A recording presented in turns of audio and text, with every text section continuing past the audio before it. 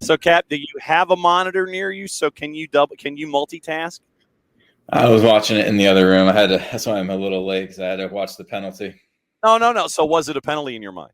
Yes. Okay. So silly. You can't do that. You can't volley a ball in the box when there's 12 guys in the box, because you don't know who's around you. You have to go head that ball. So silly. You take a swing and you make contact with another player. Player goes down, and you end up now behind the Magic 8 ball. Sufan Rahimi with the PK. It's 1-0.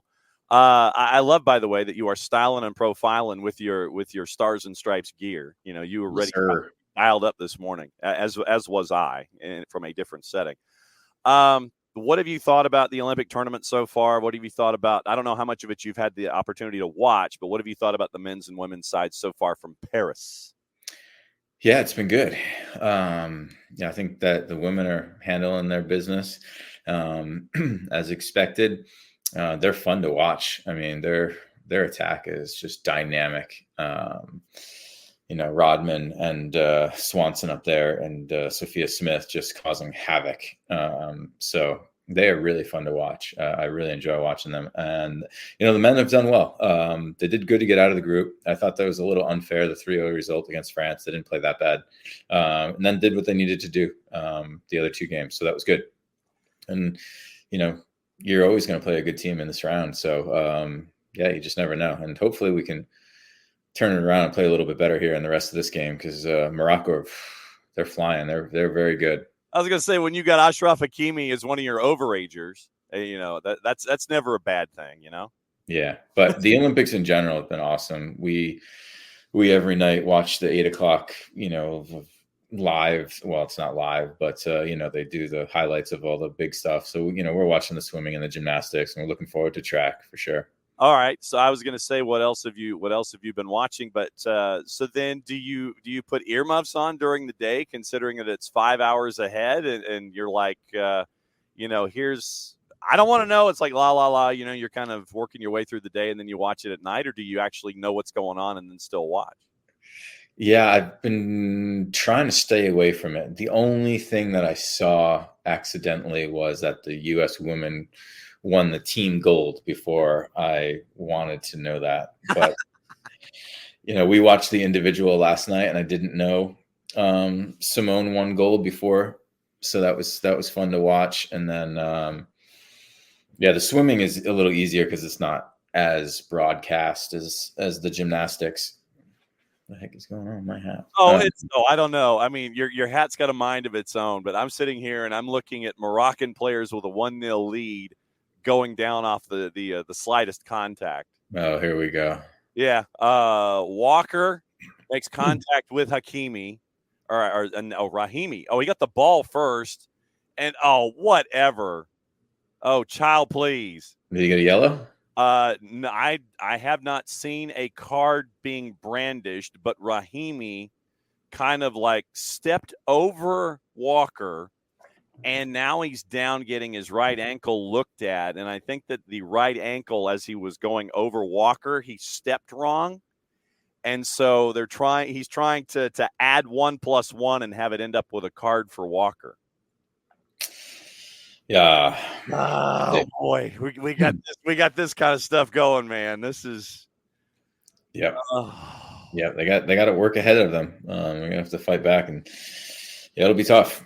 Yes, 34th minute, 1-0. So then, I want to ask this I want to ask about representing your country and in the prism of mentoring and pressure situations and dealing with that, since we're talking about it. And yes, I know I'm going to be looking over my left shoulder and giving updates, not giving updates, because we can't do play-by-play, but we can live watch. All right, so in an international situation, or just in any situation really, when you're down 1-0, how do you tell mentees in a situation where you're having to come from behind? How do you tell mentees about not getting caught in the quicksand of the moment and not turning 1 into 2 and 2 into 3, and just focusing on getting 1 back and making it a step-by-step thing instead of getting bogged down and end up falling further behind? Yeah, just that 1-0 is just it really doesn't change the way you play unless you're late in the game. Right? 1-0, there's no panic. Because yeah, you're right. Although obviously 2-0 is the worst lead in sports, and Yes, it is. It's the worst lead in sports. you'd also rather be up 2-0 than down 2-0, right? So you don't want to, yeah, like you said, go down 1-0, feel like you need to push right away, send 8 people forward, and then all of a sudden you're down 2-0 and it's only the 30th minute. Yeah. So for me, nothing changes when you go down 1-0 other than maybe like, okay, take the throw-ins a little faster, take the free kicks a little quicker. Like let's ramp up the pace of things, a little bit of urgency. But as far as your individual play and team play and taking risks and things like that, it doesn't change. Not until probably past the 80th minute. When you're dealing with a situation like that where you know that you've got work to do, but then you have a team that is trying to the team that's leading is trying to figure out what buttons they can push with the center ref, and it's like, how far can we go? What can we call? And not get frustrated in a situation where they're trying to goad you into doing things and making your situation worse. How do you have a I guess the calming influence and just making sure that you don't lose your head in this situation with all of the noise going on around you? It's a hostile environment. How do you handle those kinds of things and make sure that, okay, I still need to work within myself, even though I know that there's this hell of noise going on around me? Yeah, it's difficult, and that's it takes experience. It really does to be in that situation where you've got the stadium rooting against you and you're down, and literally all you want to do is push the game, and this guy's laying down on the ground for 4 minutes, and darn well you didn't touch him, and he's just faking it. Like that's super frustrating, right? And you literally want to just go over and really kick him, but yeah, you have to obviously keep ahead, and we've seen situations. Time and time again, we see situations where you fall victim to it, and you do lash out at some point, and that's exactly what will cost you your team the ability to come back. So, Absolutely, just when did you learn self-control? I mean, or is it something that still is learned as you're going through your career? When did you have that idea of, okay, I'd like to do something, but I know it's detrimental? How long did it take you to get the idea of, okay, I've got to calm things down and navigate situations instead of getting completely and totally ripped out of shape about something? yeah, I think I've always been pretty calm because it's just my demeanor. But I do remember the first time that I experienced it was Dallas Cup. I don't know how old I was. It was in young high school, so probably somewhere between 14 and 16. And I was spit on for the first time. Whoa. Yeah. Whoa. And that was the first time that I was like, oh, wow, like there's levels to this game that I haven't experienced before. And the referee didn't see it, and I didn't lash out or anything, but that was the first time that I really wanted to.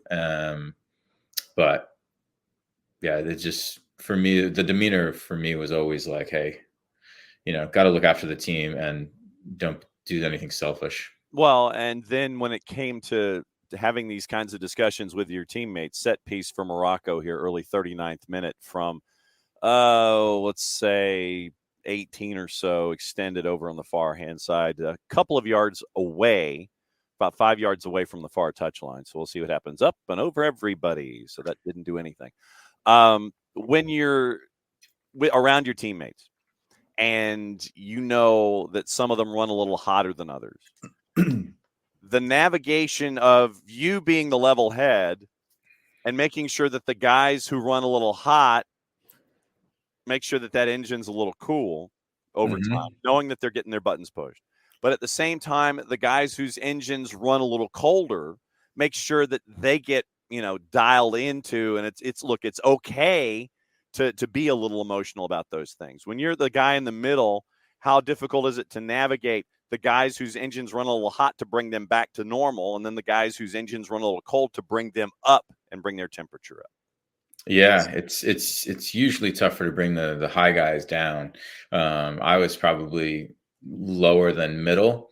And so I benefited from guys that I played with in Atlanta, like Leandro and Joseph, that were, towards the top, and even Brad in the back, right? He runs towards the top.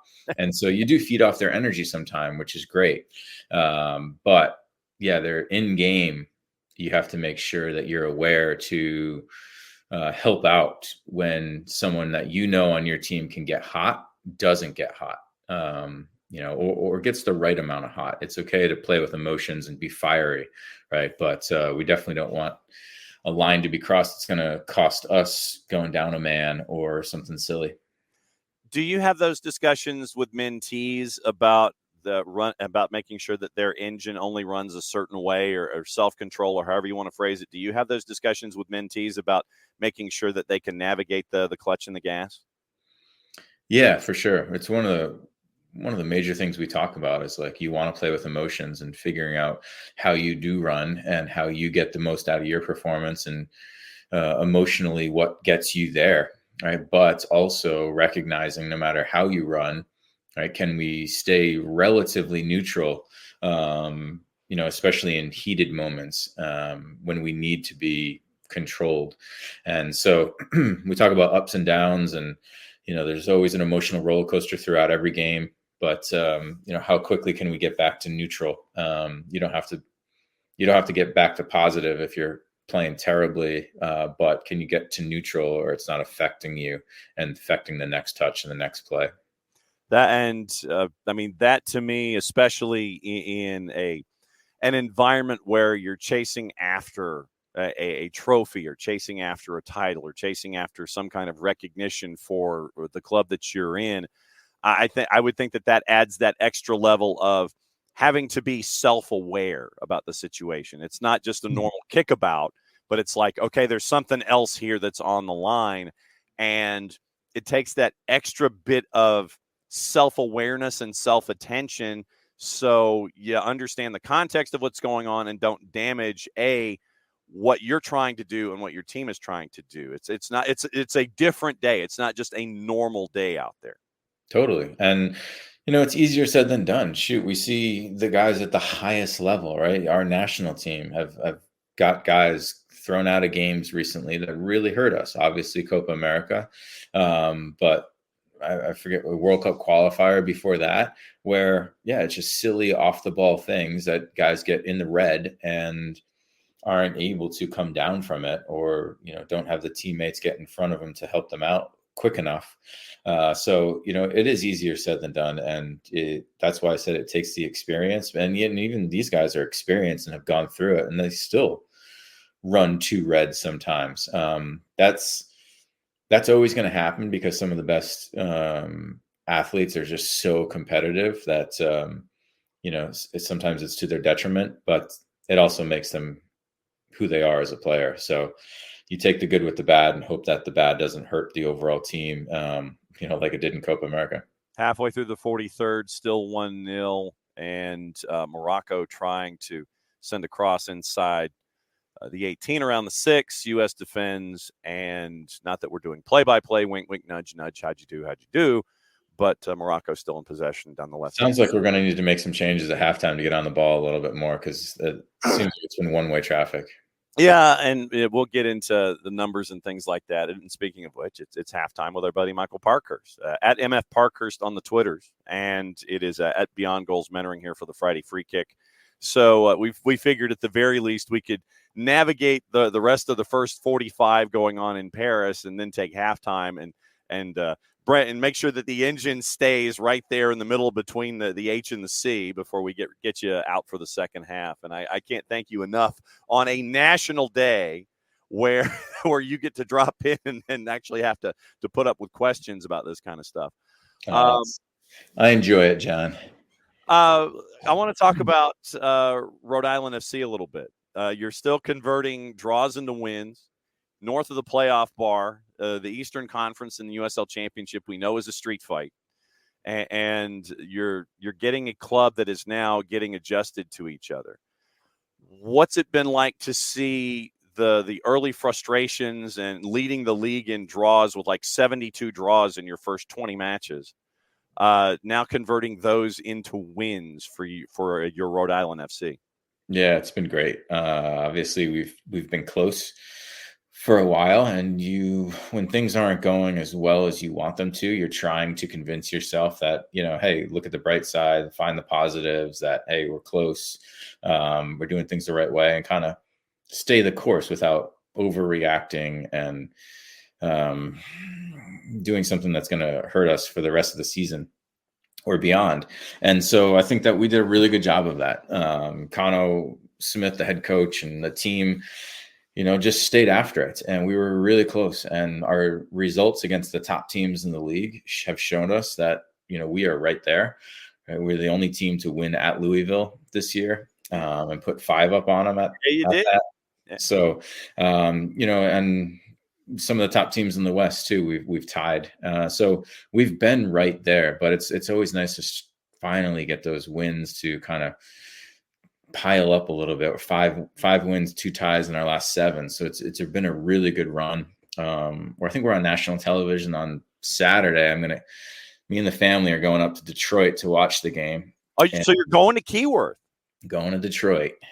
Wow. I mean, that's do you have noise canceling headphones?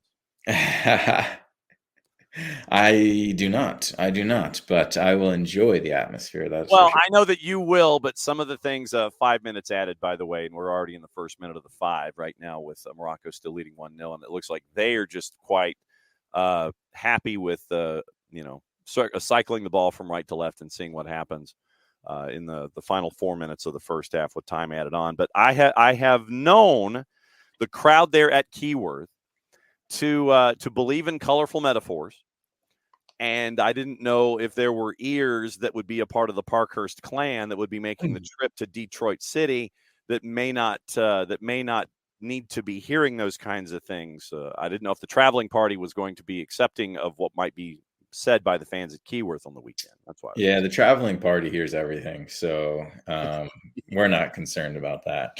Okay.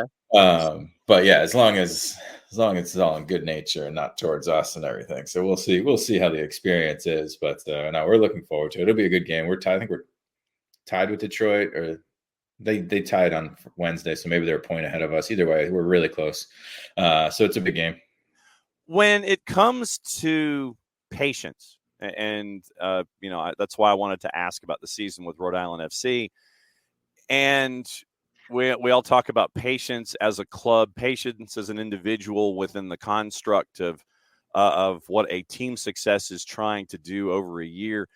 Do you find that your mentees, when it comes to trying to chase after results, do they understand that it's okay to be patient, or do they have this immediacy that's attached and you've got to have that, it's like, got to win it, or are they actually patient when it comes to trying to achieve goals these days? Yeah, I think it's tough to have that delayed gratification. We definitely try and talk about enjoying the process and learning from our experiences, good and bad. And so obviously there are some games that mean a little bit more, but without these losses and without these tougher times, really, we can't get to our ultimate level. So some of them understand that, and some of them it's tough, right? You don't want to go out there and lose. Nobody wants to go lose a game or play poorly or anything like that.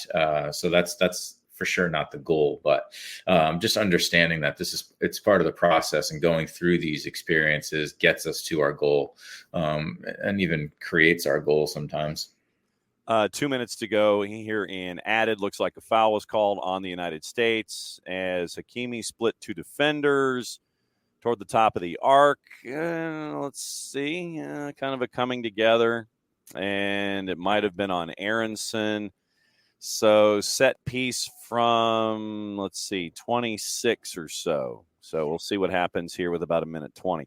To answer your question, Detroit City's ahead of you on wins, 8-6. They have a match in hand, and they have a better goal difference. So 8-6 in wins, and better goal difference, and that's why they're in sixth and you're in seventh, both at 28 points. So that's where, they're in sixth and you're in seventh. 4 o'clock start, though. I don't want you to get like lost in the trip to Wayne International, where it's like, what time are we late? No, it's a 4 o'clock kick in Hamtramck. So I mean, that's yeah, they switched it from 7 to 4 for TV.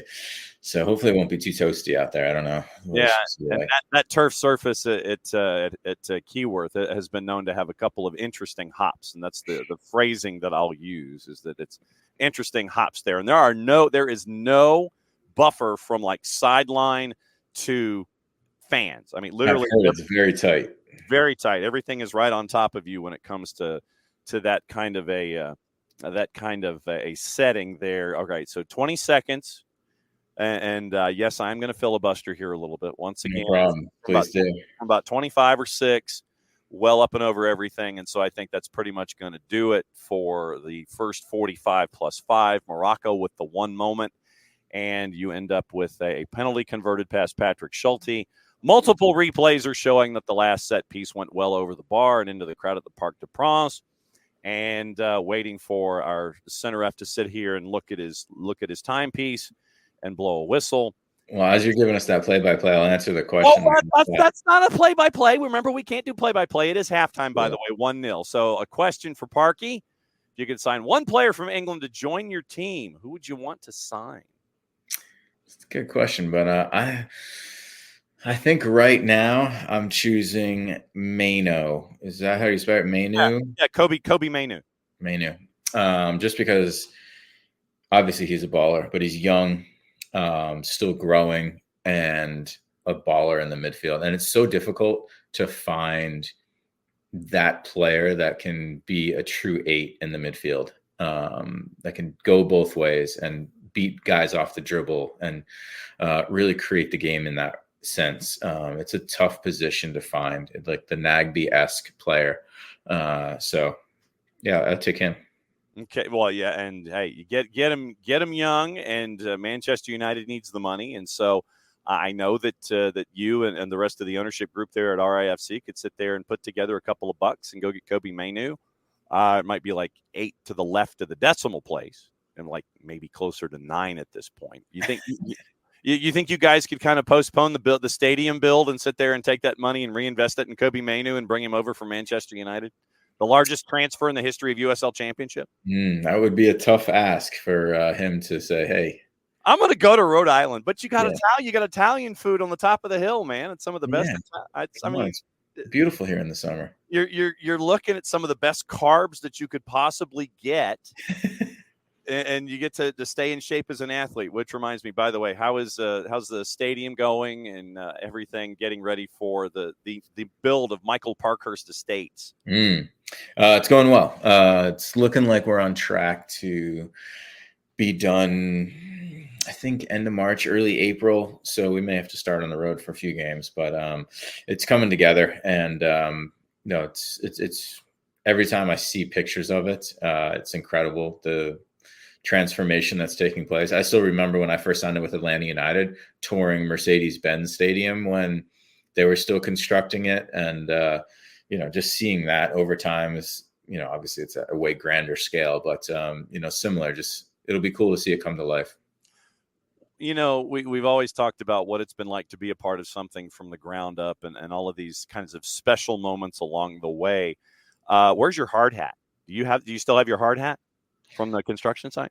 Nope, it was borrowed. What? So I didn't keep it. Oh, you gotta have that. You gotta have that under glass behind you, man, like everything else that's there. Hey, this is my hard hat for my stadium construction. It's not too late, at least from the Rhode Island one. It's a little too late for the MBS one, but I mean, too late for Rhode Island. That would be, to go up there. It's like, just take a special trip, go up there. It's like, no, I need the hard hat. It's like, well, why are you here? You see the stadium goes, no, I need the hard hat. And you take the hard hat. You just kind of smuggle it out, with you as you go. What is going on these days with Beyond Goals? What are some of the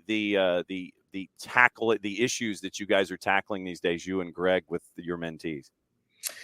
Yeah, we are gearing up for fall. So we've got a an August push going on where we've got a discount code going on for anyone that wants to sign up for mentoring. And so we know that this will be a busy season as kids get back into it. So that's exciting for us. And we've got the video library that we've named BGTV. Oh, there you that go. is debuting here very, very soon. Nice. So excited about that. And then we've got the project with Atlanta City Public Schools that we are trying to kick off here in the next probably 3 or 4 weeks. And that'll be a big project for us leading all the way into the World Cup. So excited about those things. The mentoring, we did a lot of tryout season stuff lately, how to prepare for them, how to take it, how to handle it, how to be a new teammate, how to welcome new teammates if you're on the other end. So as players are trying to get on new teams, experiencing new things, just helping them through that process. What's the discount code? Do you remember it? Wow. I absolutely should, John. It's something like preseason something. So go to the website. Go to beyondgoalsmentoring.com. Yeah, don't ask the owner. Go to BG Mentoring and go that way. And then what's the thing with APS that you New mentioned? Season 30 NEWSZN because we're so hip. Yes. NEWSZN30. Okay. What's this thing? What are you talking about with APS? What's going on there? We're taking a group of high school kids and we are mentoring them and helping them out with basically we're talking about opportunity and access. And so we are going to bring a bunch of public speakers to them. We're going to bring them around and show them a few different things and talk to them about mentoring and their journey, and hopefully culminating with some opportunities for these young people at the World Cup for jobs or internships and things like that. So just showing them the world of sport that doesn't involve being an athlete and the opportunities that are out there. So excited to hopefully get that rolling soon. As always, at MF Parkhurst for the Friday Free Kick, at BG Mentoring on the Twitters, and go and find Beyond Goals Mentoring and use the code, if it's applicable, NEWSZN30. Rhode Island SC on the Dome. Stars and bars every place else. It's a very, very busy day. Go get your breakfast. We're still at the half. Go enjoy the second half. Thanks as always, my friend. We'll see you next time. Thanks, John. Enjoy the game. Have a great weekend. All right. There goes Parky.